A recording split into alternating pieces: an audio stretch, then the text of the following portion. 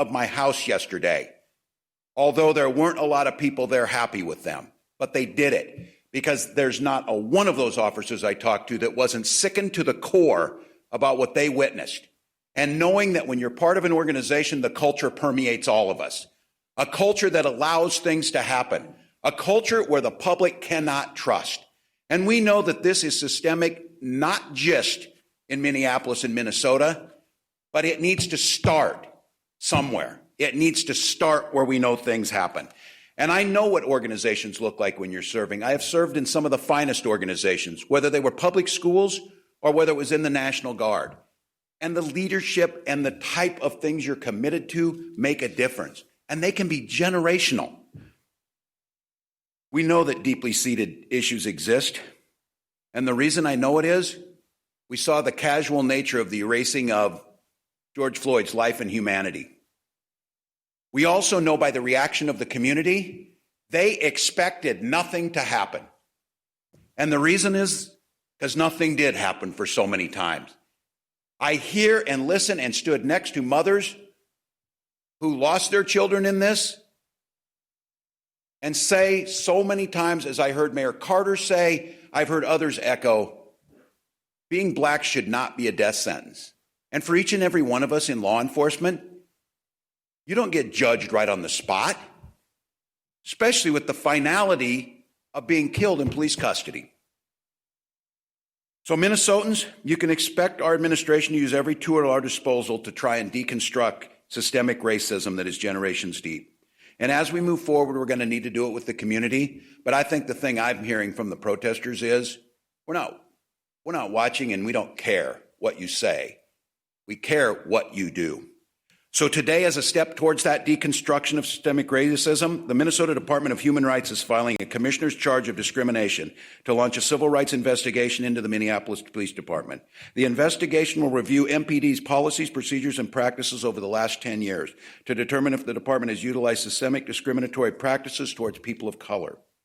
Minnesota has one of the strongest civil rights laws in the country. It is illegal for police departments to discriminate against someone because of their race.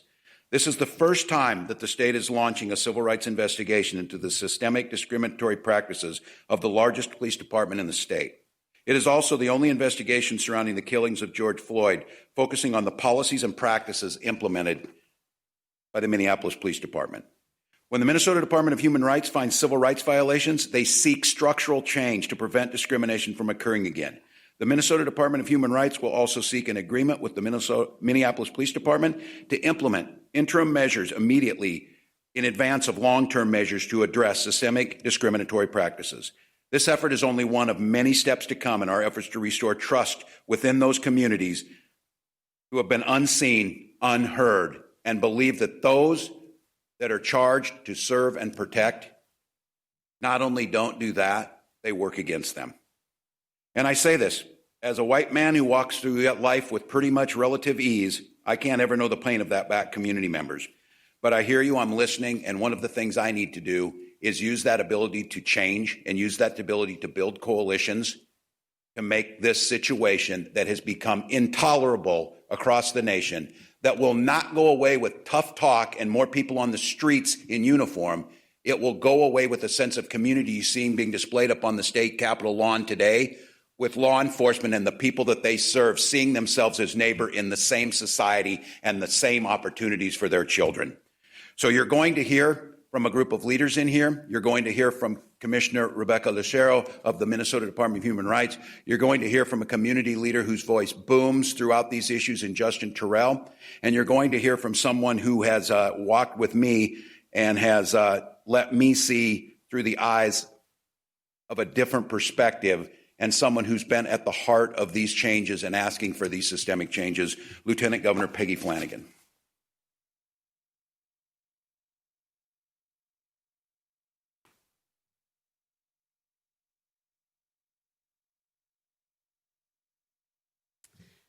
Good afternoon, and thank you, Governor.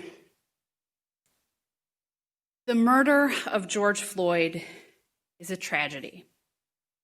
It is heartbreaking, and it should have never happened. But let's be clear, it does not exist in isolation. George Floyd's name joins a too long list of Black men and women who have been needlessly killed at the hands of law enforcement across this country.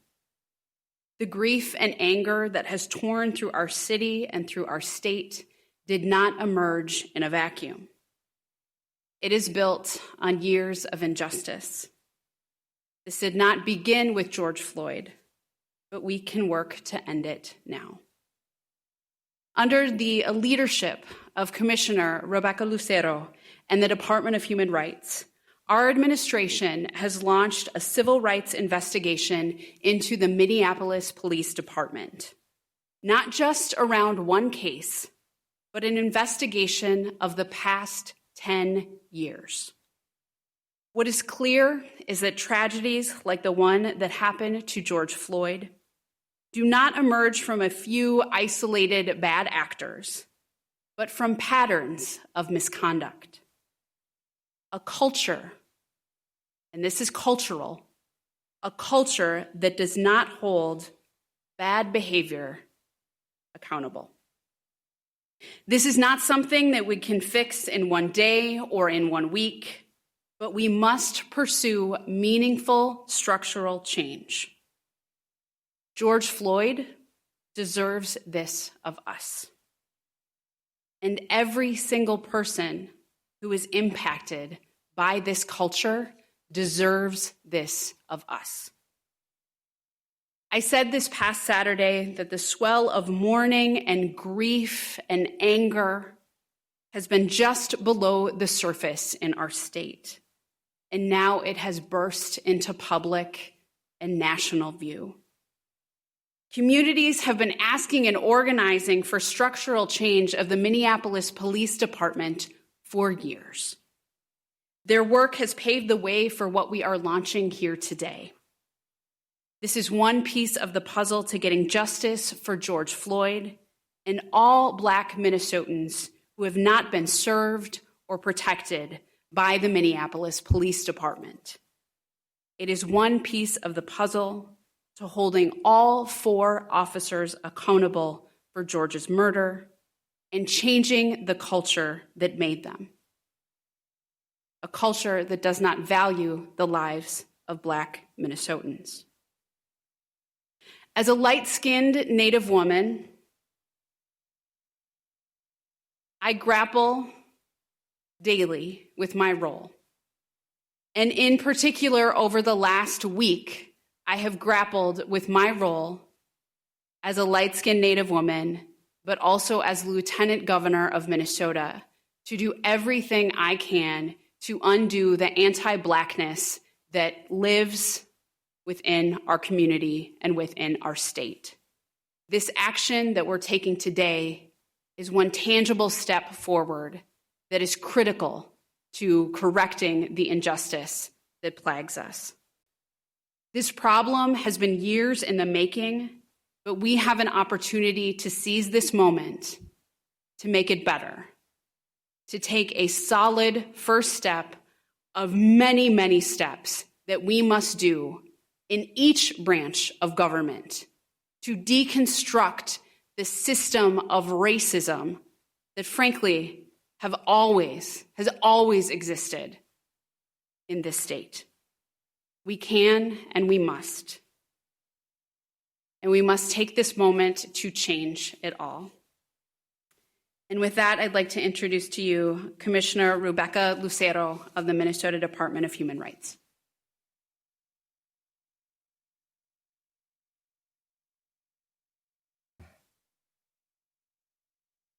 Good afternoon.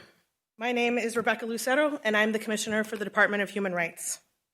I just want to start real quick by holding space for all the people that I carry with me here today, all my ancestors, all my community members and leaders who have done the work for generations to create a beloved community. I honor your work, and I join with you in solidarity as we continue to move forward together.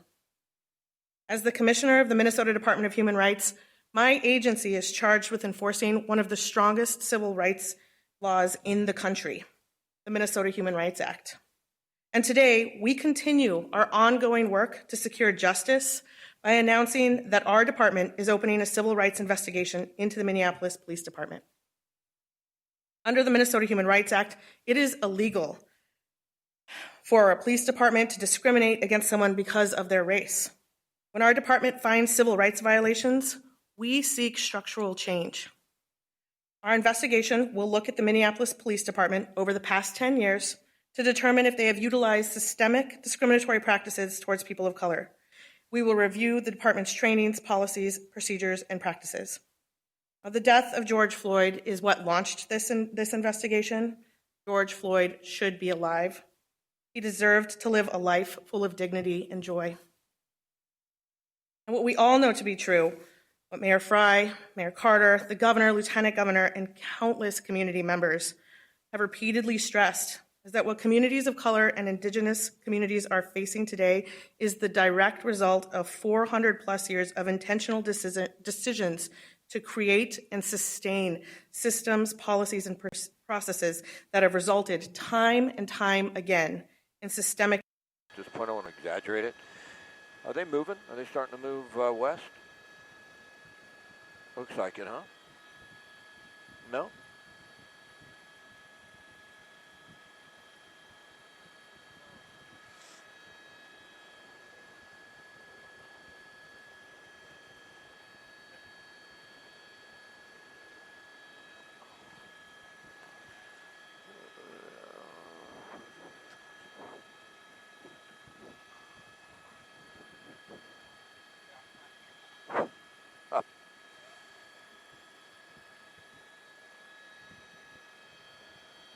No, Thailand.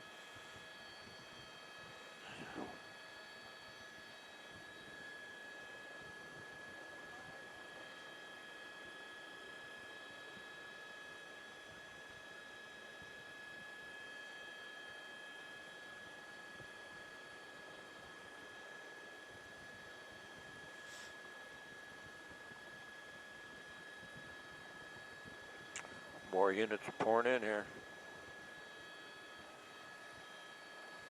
Was crazy at the beginning.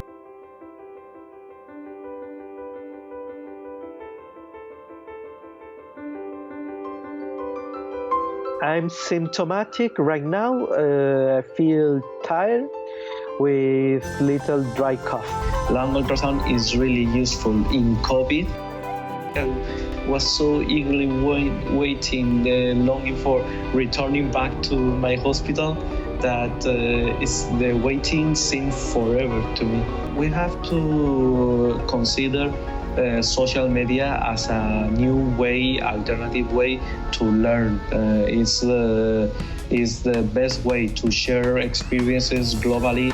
I had to get over the laptop at some point, as all my family, all the members in my house, we gradually got the disease at some point. So the first one was me, but then the second week was another relative, and the third week was my wife. So we have to change the room from the isolated, the room that we lived for the isolation, to a different member each week. Now I can share my experience with my patients as well. I can be more empathic with them. After I recovered, I was able to go back to my position at the front lines of the emergency department. And after that, I scanned more than 200 patients with COVID. So what I learned in this process allowed me to better understand the disease. 5% of the population in Spain had gone through the infection. So I'm not someone special.